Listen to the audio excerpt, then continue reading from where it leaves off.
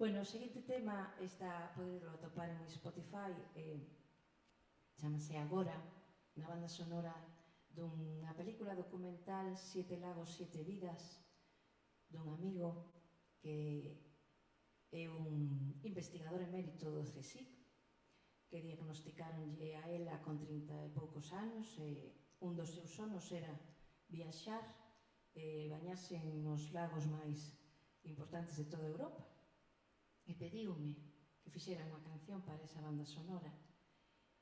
E a verdad que foi unha experiencia maravillosa.